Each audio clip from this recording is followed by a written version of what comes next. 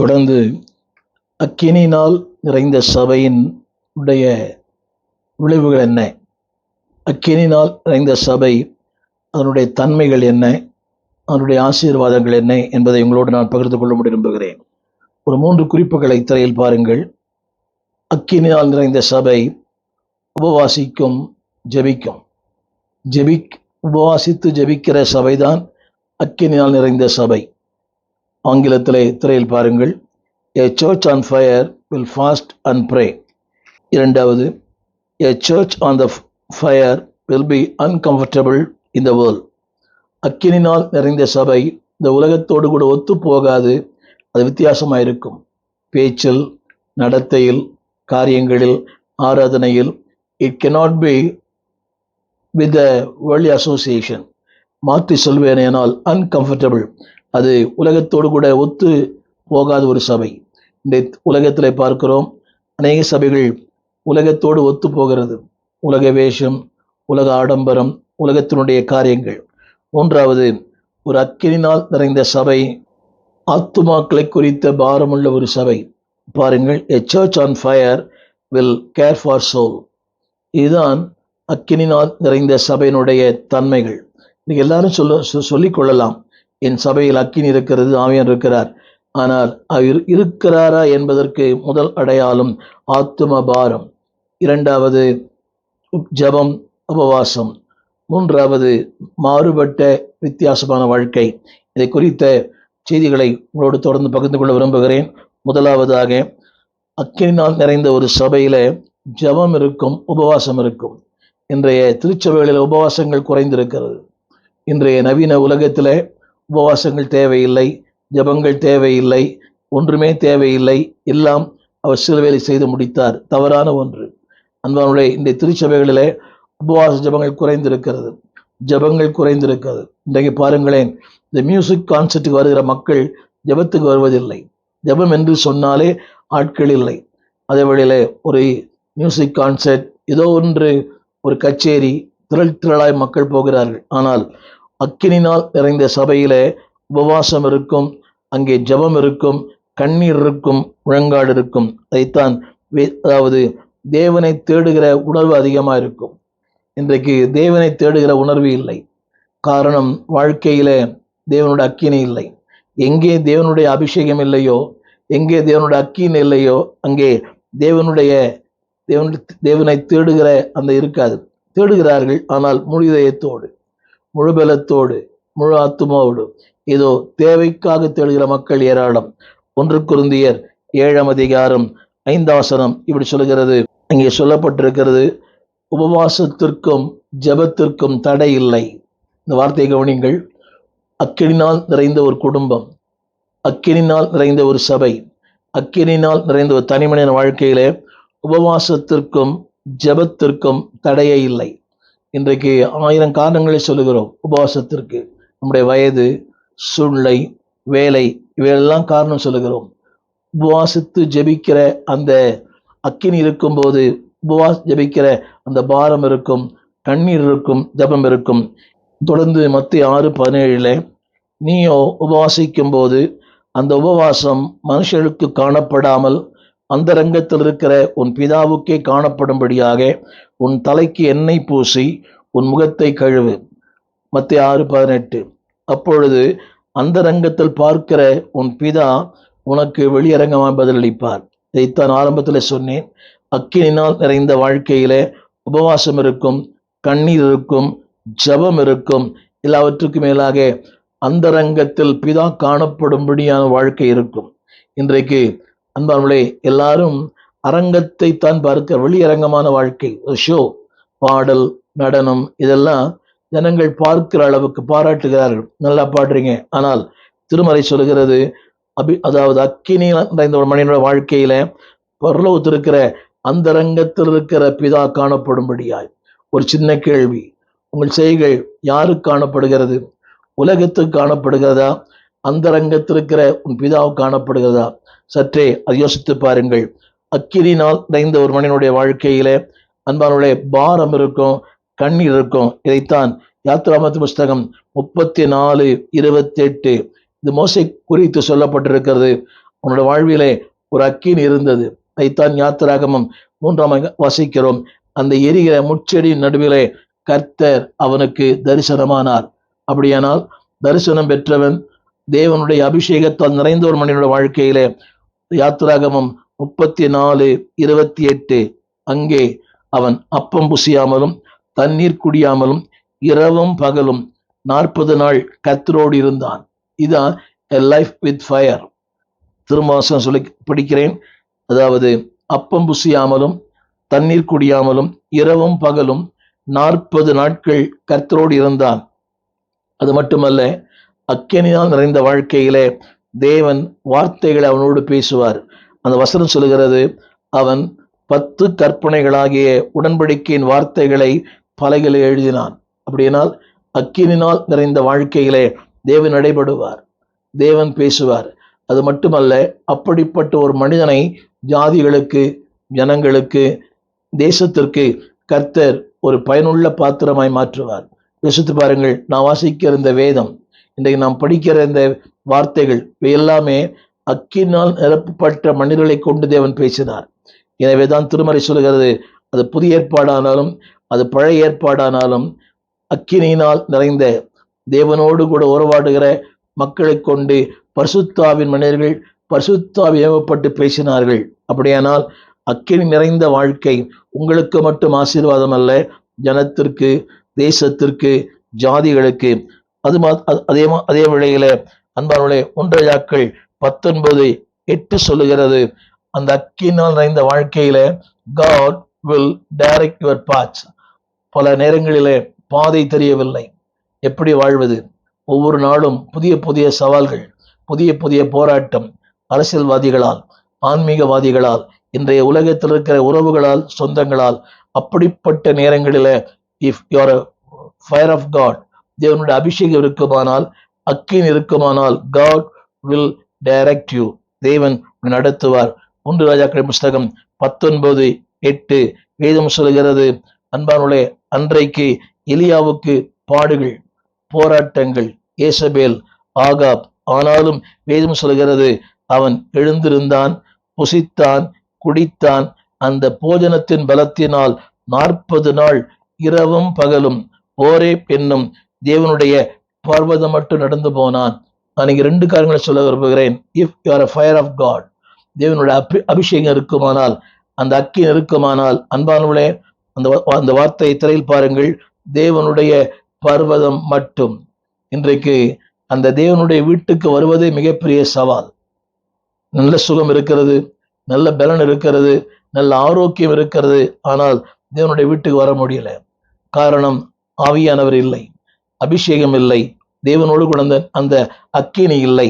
அந்த வார்த்தை திரும்ப சொல்லுகிறேன், அதாவது இரவும் பகலும் 40 நாள். அது எப்படி முடியும்? ஒரு வார்த்தை எழுதப்பட்டிருக்கிறது, அதாவது பலத்தினால். அந்த பலன் ஆகாரத்தால் உண்டான பலன் அல்ல, சரீர பலன் அல்ல, அதுதான் உன்னதத்தின் பலன். அப்படியானால் அந்த உன்னதத்தின் பலன் உங்கள் வாழ்க்கையில வரும்போது இரவும் பகலும் 40 நாள் ஓரே பர்வதம் மட்டும். அங்கே அழகான வார்த்தை இருக்கிறது, தேவனுடைய பர்வதம் மட்டும் நடந்து போனான்.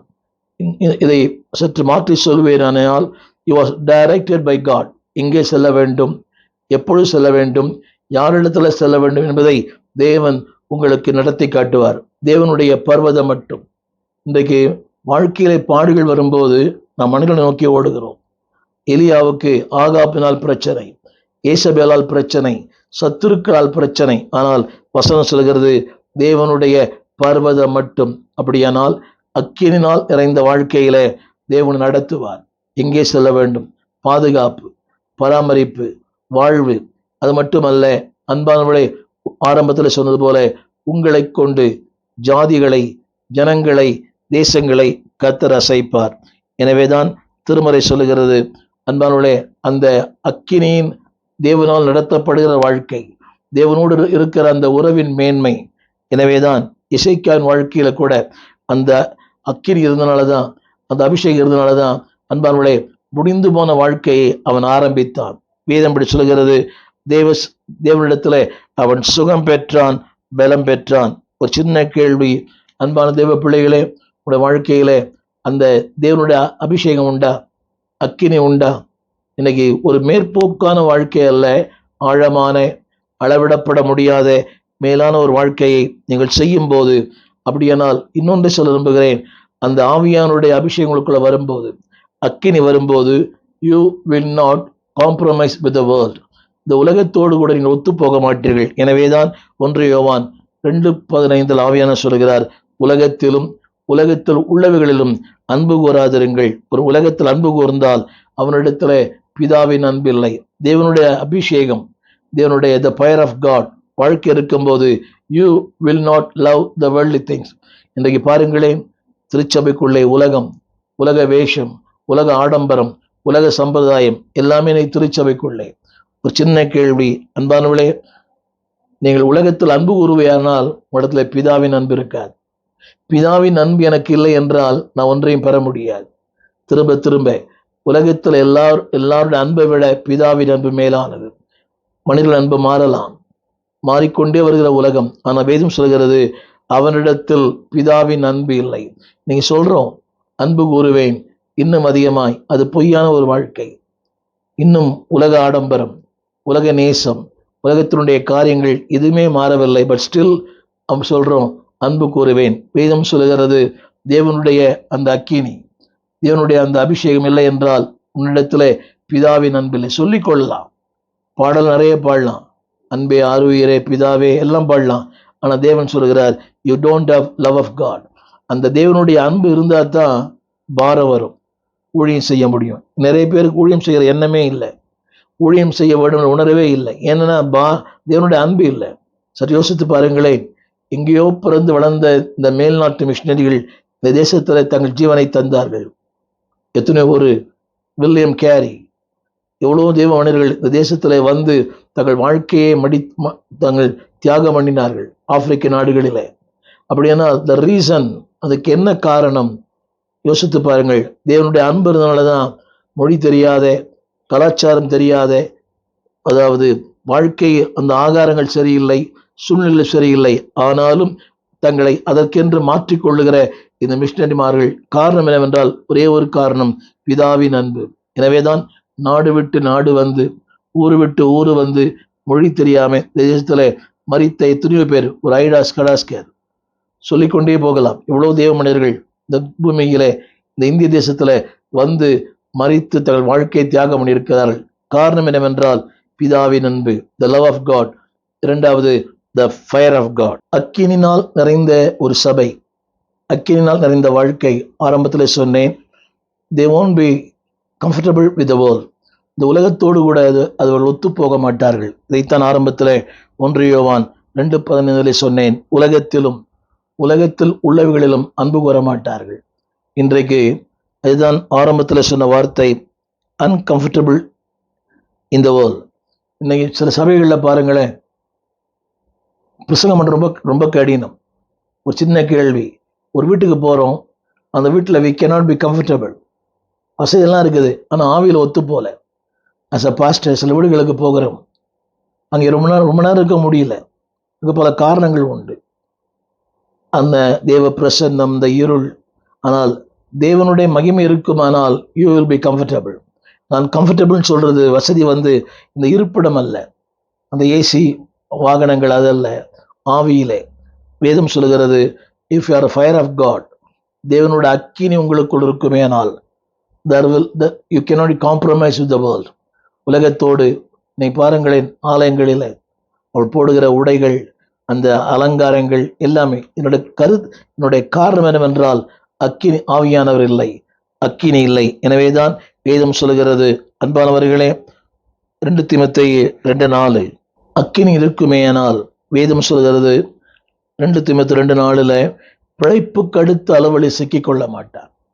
இன்றைக்கு தேவையற்ற காரியங்களில் we are entangled. நமக்கு தேவையே இல்லை, but we are entangled with that.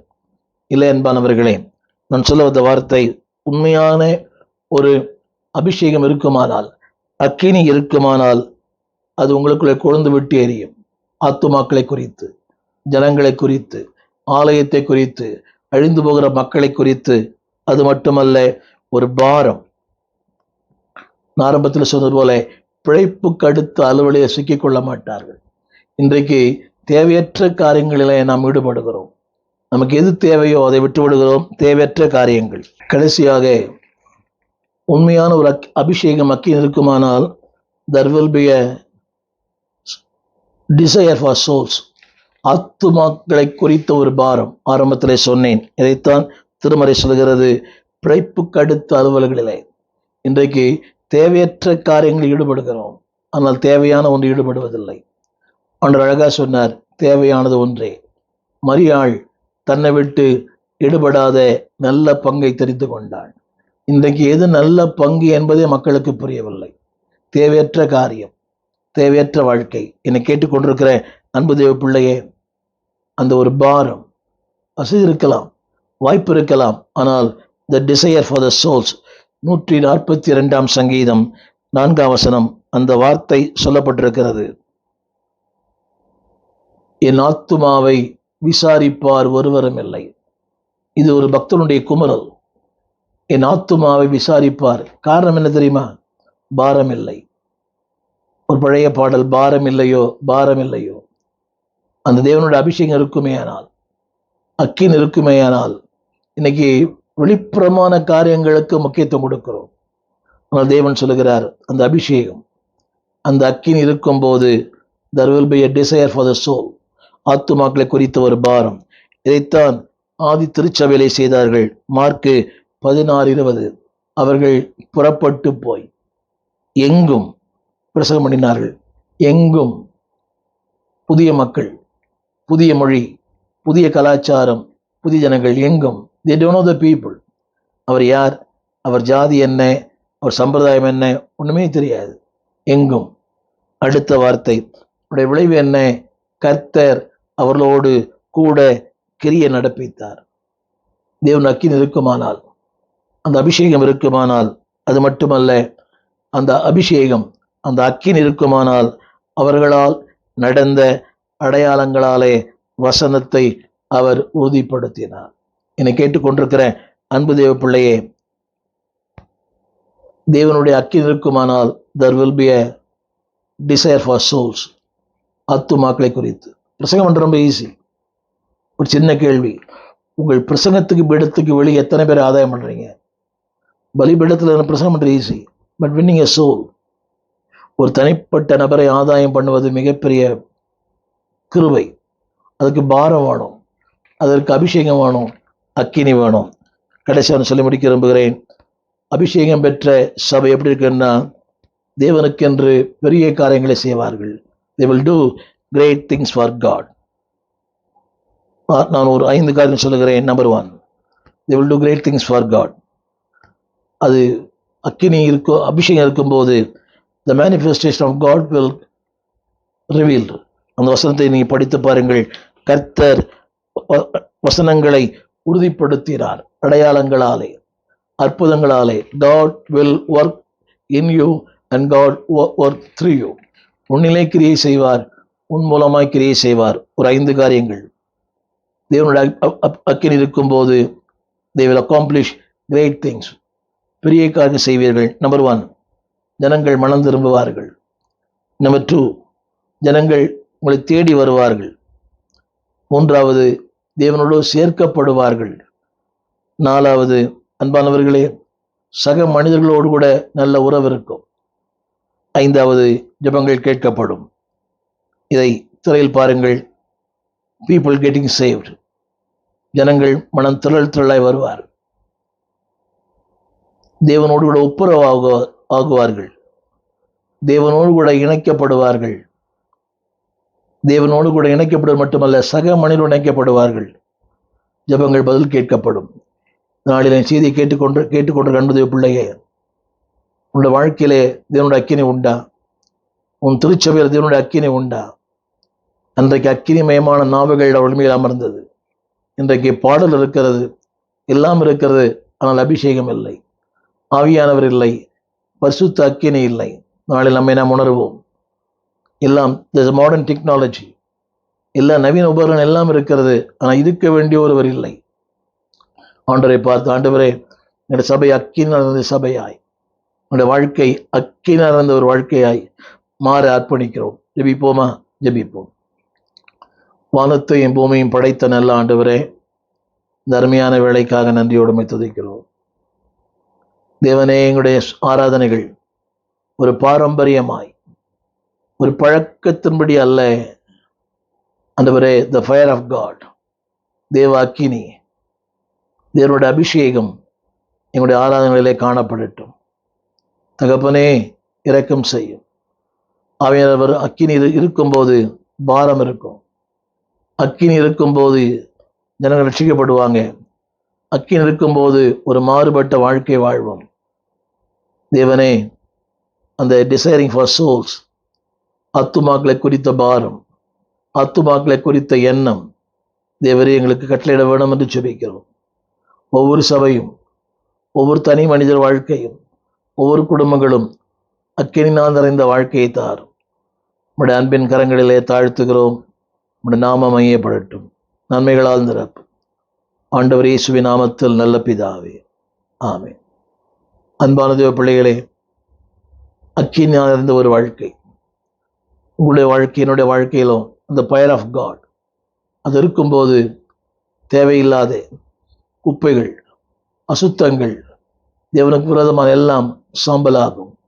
ஆரம்பத்தில் சொல்லியிருக்கிற இட் பியூரிஃபைஸ், நம்மையே மாற்றும், நம் நிலைகளை மாற்றும், நம்முடைய இல்லாமைகளை மாற்றும், நம்முடைய ஏழ்மையை மாற்றும், வெறுமைகளை மாற்றும்.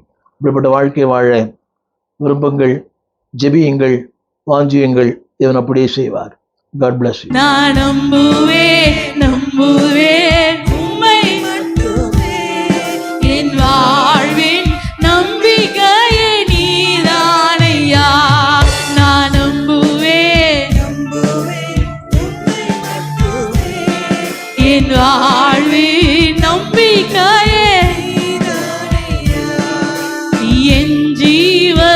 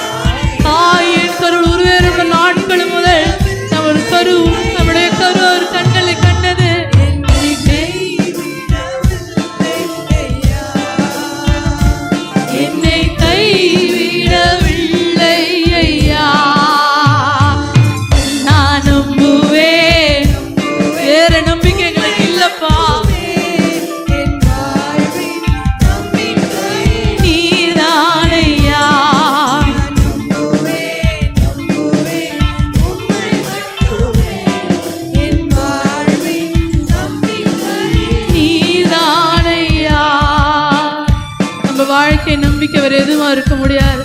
கர்த்தரை மாத்திரம் நம்ம வாழ்க்கை நம்பிக்கையா இருக்கணும். அன்று சாராள் ஆபிரகாம் கர்த்தரை மாத்திரம் நம்பி இருக்கும் போதுதான் அது அதிசயத்தை அவங்க வாழ்க்கையில செய்தார். எல்லாமே சென்று போயிடுச்சு, ஒன்றுமே நடக்கக்கூடாதுதான். ஆனா தேவன் அவங்க வாழ்க்கையில ஒரு வாக்கை கொடுத்தார். அந்த வாக்கை நிறைவேற்ற ஒரு வல்லவரா இருந்தார். ஹல்லேலூயா. உங்க இடத்துல வாக்கு கொடுத்தாருன்னா அந்த வாக்கின் மேல நம்பிக்கையா இருங்க, தேவன் நிறைவேற்றுவா.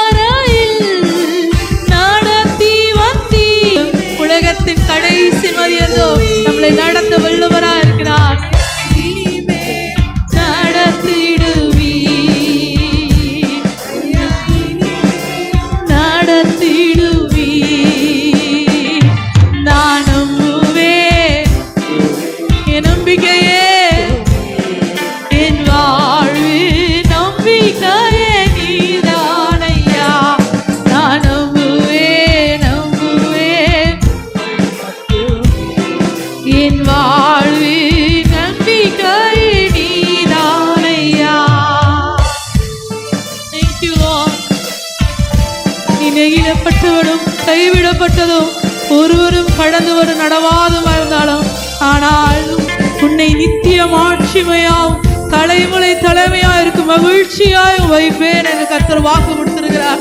உங்க மேலே நித்திய மகிமை, அந்த நித்திய மாட்சிமை தலைமுறையாய் தொடர தேவன் உதவி செய்ய வல்லவராய் இருக்கிறார். அவர் எவ்வளோ வாக்குத்தத்தம் உங்க வாழ்க்கையில கொடுத்திருக்கிறார். அதை மறந்துவிட தேவன் அநீதியுள்ள தேவன் அல்லவே. சொன்ன ஒவ்வொரு வார்த்தைகளையும் தேவன் நம்ம வாழ்க்கையில நிறைவேற்ற வல்லவராய் இருக்கிறார்.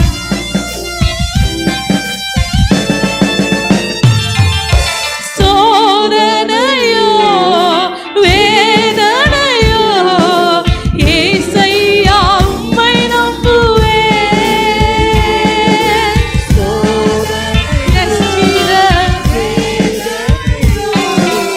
ஏசையா உம்மை நம்புவேன். சோதனையோ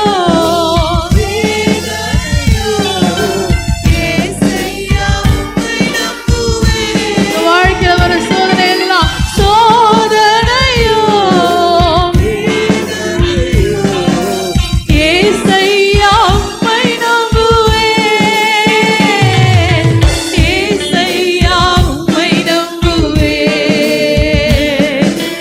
ஏசையா உம்மை நம்புவேன். நான் நம்புவேன் உம்மை மட்டுமே. என் வாழ்வின் நம்பிக்கையே நீதானையா. நான் நம்புவேன் என் வாழ்வின் நம்பிக்கையே நீதானையா. என் மீட்பரே, உயிரோடு இருப்பவரே, என் மீட்பரே, உயிரோடு இருப்பவரே, உயிரோடு இருப்பவரே, உயிரோடு இருப்பவரே. நான் நம்புவேன் உம்மை மட்டுமே. என் வாழ்வில் நம்பிக்கையே நீதானையா. நான் நம்புவேன்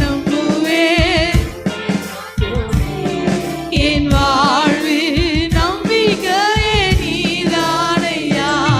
நான் நம்புவேன் என் வாழ்வில் நீதானையா. என் ஜீவ நாட்கள் எல்லாம் உம்மையே சார்ந்திருப்பேன். என் ஜீவன் ஆண்டவருக்கு ஒரு வாக்கு கொடுத்து பாடுவோமா? மனிதர் மேல நான் நம்பிக்கை வைக்கலப்பா, மருத்துவர்கள் மேல நான் நம்பிக்கை வைக்கலப்பா, உண்மை மாத்திரம். என் ஜீவ நாட்கள் எல்லாம் உம்மை சார்ந்திருப்பேன். என் ஜீவ நாட்கள் எல்லாம் என்றும் உம்மை சார்ந்திருப்பேன். நான் நம்புவேன் உம்மை மட்டுமே. என் வாழ்வின் நம்பிக்கையே நீதானையா. உம்மை மட்டுமே. என் வாழ்வின் நம்பிக்கையே நீதானையா. நான் நம்புவேன் என் வாழ்வின் நம்பிக்கையே நீதானையா. நான் நம்புவேன் உம்மை மட்டுமே. என் வாழ்வின் நம்பிக்கையே நீதானையா. நீங்க சொல்வீங்களா? நான் நம்புவேன்